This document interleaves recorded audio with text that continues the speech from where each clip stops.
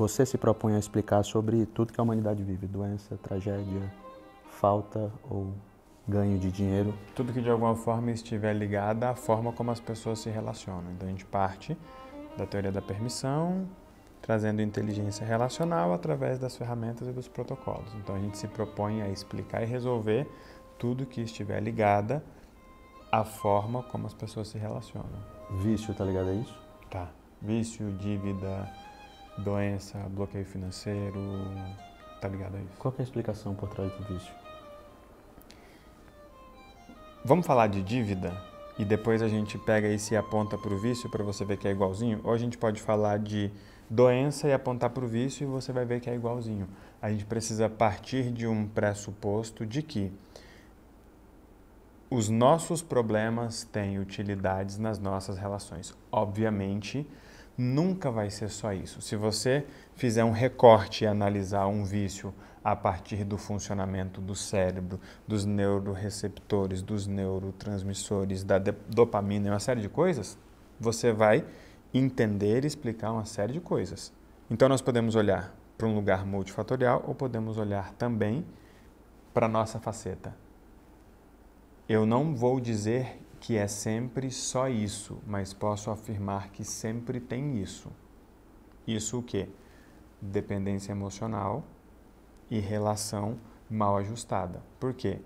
Os problemas das pessoas têm utilidades nas relações que elas insistem em manter e nos ambientes que elas insistem em frequentar.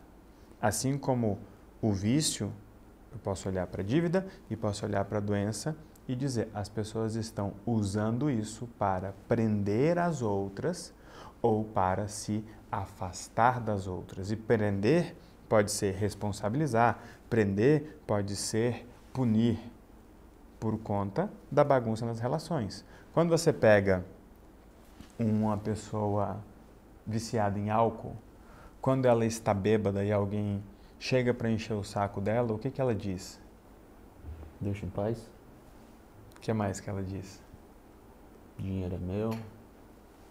De certa forma, ela diz essas duas coisas. Me deixa em paz, eu sei o que eu estou fazendo. Ah, mas você está bêbado ou você está drogado. Mas antes não estava. Antes não estava. E a pessoa assumidamente diz, me deixe em paz. E o outro não deixa.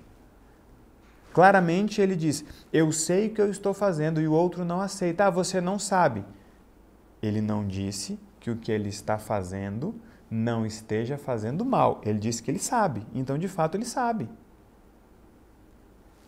O grande lance é que as pessoas têm uma necessidade absurda de controlar a vida dos outros e uma dificuldade gigantesca de deixar que os outros vivam suas vidas independente da forma com que eles queiram, consigam e prefiram. Pô.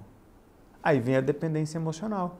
Aí o viciado, muitas vezes, usa o vício ou para prender um monte de gente ou para se proteger de um monte de gente. Dependendo da situação, da família, do ambiente em que você vê que um viciado vive, talvez você entenda porque ele vive chapado e talvez você até queira ficar chapado se você tiver que viver no lugar dele, porque não dá para ficar sóbrio naquele lugar. Entende? Só que ele não quer, não pode ou não consegue sair dali. Então, vício, utilidade. Pô. Como isso funciona na dívida? O endividado, ele se endivida para prender alguém. Toda dívida material esconde um débito emocional. Como é que é isso? A pessoa deve o agiota e ele acha que o cunhado dele tem que socorrer.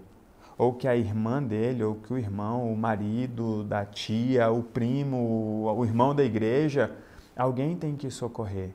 Ele entende que é a responsabilidade daquela pessoa. Aí você pergunta, por que você acha que aquela pessoa tem que te socorrer? Ah, porque ela tem condição e ele parte da ideia de que a condição daquela pessoa gera uma obrigação para ela por causa da relação que eles têm.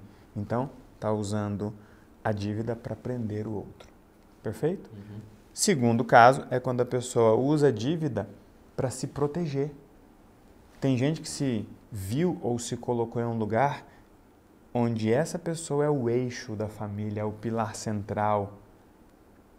Parece que ele é o Banco Central, ou o Ministério da Fazenda, ou o caixa forte da família. Se alguém estiver doente, corre para lá. Se alguém se endividar, corre para lá. Se alguém for roubado e tiver um problema, corre para lá. Se alguém morrer e precisar enterrar, liga para lá porque ele tem que pagar o funeral.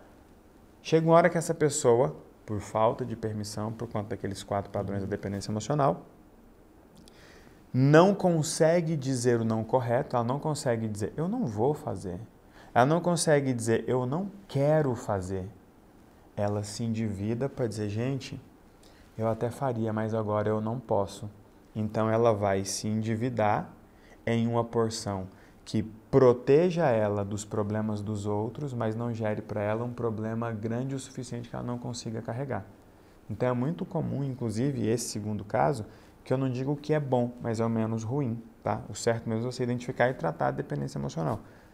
É muito comum você ver pessoas que ficam endividadas, todo mundo para de esperar tudo dessa pessoa, ela fica sozinha no isolamento, que era o que ela queria, ela para de ser acionada, e quando ela para de ser acionada, ela tem tempo para se reinventar, ela tem tempo para se cuidar. Então tem gente que vive melhor endividado, assim como tem gente que vive melhor doente, e tem gente que vive melhor chapado. Você tem uma avó, não tem? Uhum. Vamos supor que você descubra que a sua avó está viciada em jogo. Aí você chegou lá e a única coisa que a sua avó sabe fazer agora é jogar. Você joga uma partidinha com ela? Uhum. Perfeito. Aquilo não vai ferir você porque você não está tentando controlar a vida da sua avó. Aí tem gente que chega lá e fala, não, vó, não vou jogar com a senhora. Porque isso aí está errado. A gente pode ir para a praia, mas a véia não quer ir para a praia. A gente pode ir para a igreja, mas às vezes a véia não quer ir para a igreja. Aí a mesma pessoa que não joga com a avó, joga com um colega da faculdade. Aí você fala, peraí. Não, mas é que eu não posso alimentar o vício dela. A dependência emocional você pode alimentar. O peso, a culpa, a responsabilidade você pode alimentar. Então tudo que a gente faz, Fernanda, é identificar as relações como elas estão, para trazer as correções necessárias. E correção, basicamente, é limite. Limite. O seu dinheiro é seu, a sua dívida também. Se você tiver com bastante dinheiro, eu vou falar, poxa, tô felizão. Se você tiver com um monte de dívida, eu vou falar, poxa, tô felizão também. Continua apostando em você. Você mesmo, eu já vi sem dinheiro. A gente pode falar aqui que eu já... Já, e tipo assim, pra mim você é o mesmo, pô.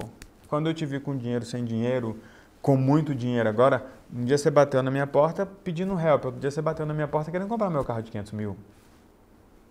Essa é a sua história, esse é o seu momento, esse é o seu rolê. E eu não vou tentar aumentar ou diminuir, porque tem toda aquela construção que a gente entende. Todos os nossos problemas são aquilo que nós precisamos, preferimos e permitimos. E todos os nossos problemas têm uma medida. Quem está assistindo a gente aqui, se prestar atenção nisso e observar os outros, tente observar mais na vida dos outros que vai ficar mais fácil. O problema que uma pessoa cria, ele sempre será grande o suficiente para que não seja ignorado, porém nunca será grande demais para que não possa ser suportado. Isso vale para um vício, isso vale para uma dívida, isso vale para uma doença.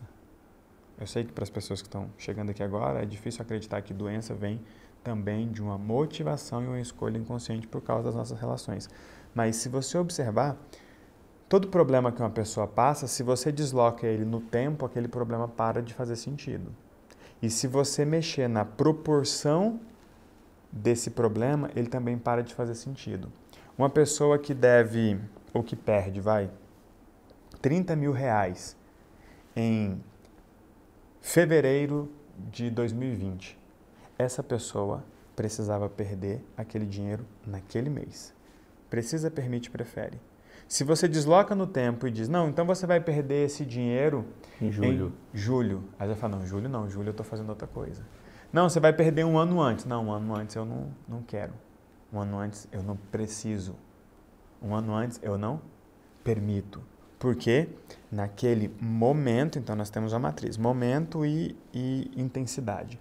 Naquele momento ela cria aquele problema naquela intensidade para afetar relações específicas. Se o problema for em outro momento, ou não vai afetar a pessoa, ou vai ficar pesado para ela. Se a dívida ou prejuízo for menor, não vai preocupar a outra pessoa. E se for maior, foge da capacidade de pagamento da outra pessoa. Ou talvez seja grande demais até para ela suportar. E aí posso dar N exemplos, mas quem está em casa vai entender isso. Se você desloca no tempo, você fala, perdeu o sentido. Por quê? Perdeu a utilidade. E se você aumenta a intensidade, o impacto, ou diminui, também perde a utilidade. Por quê? Se aumentar a intensidade, aí gerou um prejuízo muito grande. E se diminuir a intensidade, isso aí você mesmo resolve, pô. Aí a pessoa muda de assunto. Você falou sobre dependência emocional e controlar a vida das pessoas no vício. Mas com o vício. Com o vício. Com o vício. Mas uma pessoa não poderia tentar ajudar outra só por estar bem intencionada? Tipo assim, imagina que uma mulher quer ajudar Mas como que ajuda um esposo, viciado? fazendo ele parar de usar aquilo. Controlou a vida dele. Por que ele usa? Que ele precisa de alguma maneira? A gente nunca controla aquilo que a gente não entende e não respeita. E muitas vezes quando você entende e respeita, você descobre que está fora do seu controle. Tem muita mãe que às vezes quando vê o filho naquela condição, o que sai da boca dela revela o que de fato machuca ela no estado dele. O que as pessoas vão falar quando te verem assim? Qual foi a preocupação dela? O que os outros vão falar? De quem? Dela. Dela. Ou seja, não é a primeira vez que esse filho, ou marido, ou parente, ou amigo, ou funcionário, ou sócio, ou seja lá quem for, vive em segundo plano por causa dessa pessoa. A gente vai encontrar claramente aqui o padrão controlador narcisista. Ela não quer que o outro fique bem, ela quer que a imagem dela continue bem. E que para isso é importante que o outro pare de usar drogas, ou beber, ou jogar, ou qualquer coisa do tipo. Não tem saída, Fernando, quando você entende limite, respeito e utilidade. Não tem. Qual que é a diferença aí entre o limite, o respeito e a utilidade? Vamos lá. A utilidade é entender que aquela pessoa está precisando daquilo naquele momento da vida dela. É uma necessidade relacional. Perfeito? Ok. Quando a gente fala de limite, é entender que uma mãe de um sujeito de 21 anos pouco tem controle sobre a vida dele, ou pouco deveria ter. Mesmo se morar com ela? Mesmo se morar com ela. O certo seria ele nem estar morando mais, ou estar ali enquanto está construindo a vida, não enquanto está destruindo. Quando você pega um sujeito viciado, vou pegar em drogas, tá? Quando é que você encontra a dependência emocional? Para quem é que ele liga quando ele está naquela situação? Essa é a pessoa que ele quer que saiba que ele está lá. Essa é aquela pessoa que ele sente que tem que ir lá, ver aquilo, viver aquilo. A droga, o vício, aquela situação é só uma forma de maximizar e potencializar um problema relacional que ele já tem há muito tempo. Não quer dizer que a outra pessoa é responsável, mas quando ela se envolve dessa forma, ela já está mais do que participando, ela está envolvida, pô. Ela está envolvida. Então é preciso estabelecer um limite. O quanto uma mãe dessa aposta nesse filho? Ai, mas o que eu vou fazer se ele morrer? É uma boa pergunta. E aí vem outra pergunta também. E se ele viver? Você vai fazer o quê? Gente, a dependência emocional é extremamente perigosa. Então eu preciso entender qual a utilidade do vício, qual o limite da relação que não foi respeitado ou estabelecido. Porque uma relação saudável exige vínculo forte e limite claro. Você é um cara importante para mim, mas se você chegar bêbado lá em casa, eu não vou deixar você entrar. Eu tenho 5 filhos Desses 5, 3 são meninas. Eu não vou receber um bêbado lá em casa. Se você não responde pelos seus atos, quando eu te coloco dentro de casa, eu tenho que responder por esses atos. Quando eu te coloco dentro de casa, eu coloquei a minha família em risco. Qual é a prioridade? Ah, mas é meu brother. Tá, mas isso mostra que o vínculo é forte. E o que mostra que o limite é claro? Meu pai adora beber e bebe muito, mas quando ele vai lá para casa, ele sabe que lá não é lugar de beber daquele tanto ou daquele jeito. Lá é um ambiente onde nós vamos beber um vinho, um uísque, alguma coisa, sim, com moderação.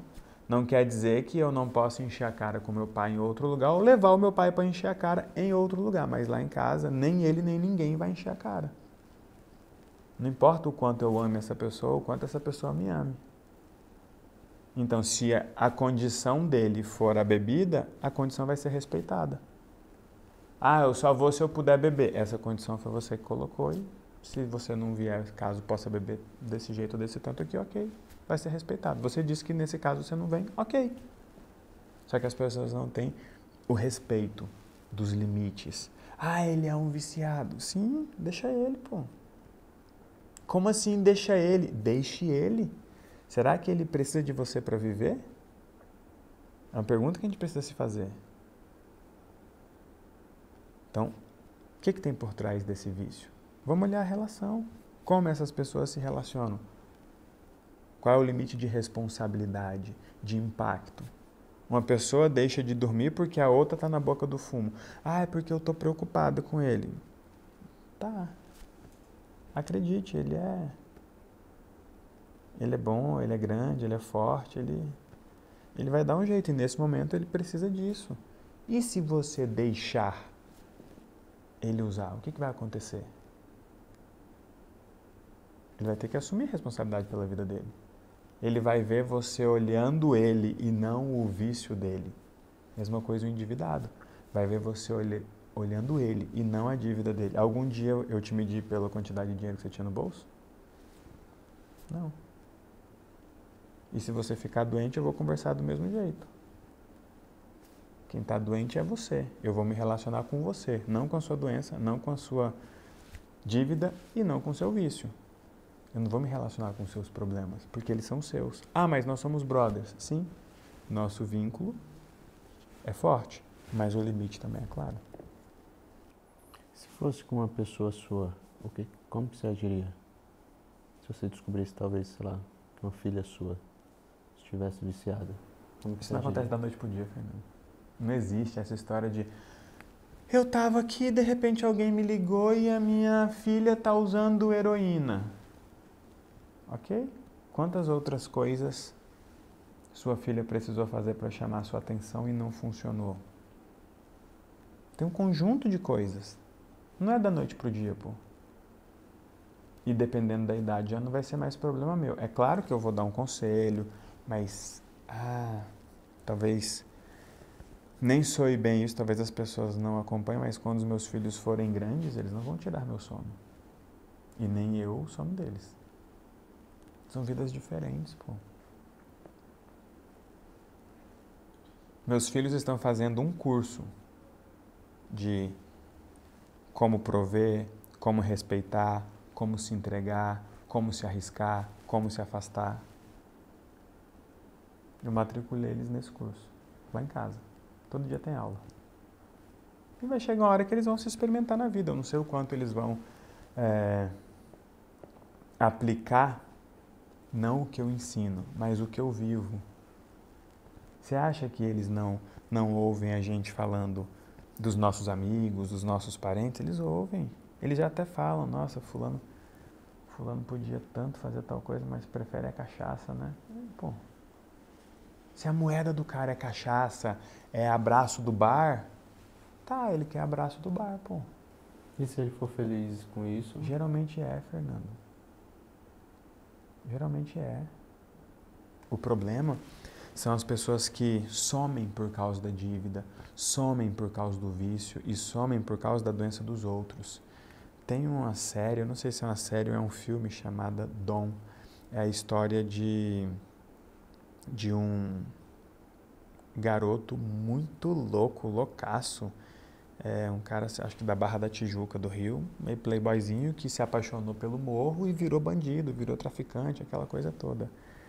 E você vê toda a questão da dependência emocional dele com a mãe. O pai era policial, ex-policial, alguma coisa assim. O pai pega duro com ele, a mãe, não é bem assim. Aquela coisa toda, não culpando a mãe, ok? E você vê a série e a filha some. A menina não é vista, os sonhos dela não são importantes, os problemas dela não são importantes. Ela não é importante por quê? O outro era importante? Não, porque a droga que ele chupava, o vício que ele tinha, as coisas que ele fazia era mais importante ainda. Aí você pega e fala, tá, e se o vício dele não fosse mais importante que ele, não fosse mais importante que ela? Você tem uma oportunidade, quando você cresce, você pode escolher um caminho. E no fim das contas, o cara foi porra louca a vida toda e a menina teve uma série de problemas e chega uma hora que ela virou e falou assim, cara, você é tóxico. Eu pago pelo seu vício, então você paga aqui pelo seu vício, pô. Que não cobre outras pessoas. Pro pessoal que está assistindo isso aqui agora, não sei se eles estão assistindo no Instagram, no YouTube, onde que eles estão assistindo isso, mas se eles forem essa pessoa que tem um ente querido, que é viciado, o que eles devem fazer? Uau! Pergunta de forma prática, né? Quem está assistindo a gente agora não entende a teoria da permissão, não entende de dependência emocional, não conhece os protocolos. Então, considerando isso, que dica eu daria? Tente enxergar isso com outros olhos. Tente enxergar a utilidade por trás desse problema. É essa utilidade que precisa ser eliminada. Depois que você revela e elimina a utilidade de um vício, de uma doença ou de uma dívida, aí a pessoa de fato tem condições de se livrar dela. Aí alguém pode dizer, mas não concordo com isso. Mas você sabe de onde vem esse pensamento? Do indivíduo que trouxe para o mundo um pensamento que deu origem à medicina. Vamos chamar de o pai da medicina. Lá atrás, há mais ou menos 2000 anos antes de Cristo, talvez mais, talvez menos, Hipócrates disse, antes de curar alguém, pergunte-o se ele ou ela está disposto ou disposta a abrir mão daquilo que o adoeceu. Será que aquele doente está disposto a abrir mão da doença? Será que aquele viciado está disposto a abrir mão do vício? Será que aquele endividado está disposto a abrir mão da dívida? A gente tem que ter coragem de se perguntar, o que essa pessoa ganha com essa dívida, doença ou vício? E o que essa pessoa perde se ela não tiver essa dívida, essa doença ou esse vício? É absurdo. Tá bom, você que está em casa, tente se responder. Veja se vem alguma pergunta e que pergunta vem. Não fica esperneando aí, dizendo, mas ninguém ganha nada com a dívida. Ganha paz, ganha atenção, ganha o cuidado que não teve em outras épocas da vida. Eu posso dar N casos e exemplos de pessoas que se endividam na proporção de um problema passado de outra pessoa. N casos de pessoas que adquirem vícios, pessoas que adquirem doenças, pessoas que inconscientemente estão praticamente dizendo que os outros vão ter que cuidar dele ou dela porque lá no passado só cuidaram de outra pessoa. Entende? É aquele indivíduo que diz, já que você só deu atenção para minha irmã, agora você vai dar atenção para mim também. Como se tivesse injustiçado? Aí vai depender do padrão que se instalou. E a injustiça, ela pode vir tanto no padrão vítima, quanto no padrão narcisista, quanto no padrão vingador. É só a gente entender como essa pessoa registrou e está usando esse acontecimento. Mas isso está por trás desses 3 elementos, dívida, vício e doença. Se você aprender a lidar com um, você aprende a lidar com os 3. Só para a gente voltar para o tema do vício, isso vale para todo tipo de vício e para todo tipo de gente? Sim. E quando entra a questão religiosa?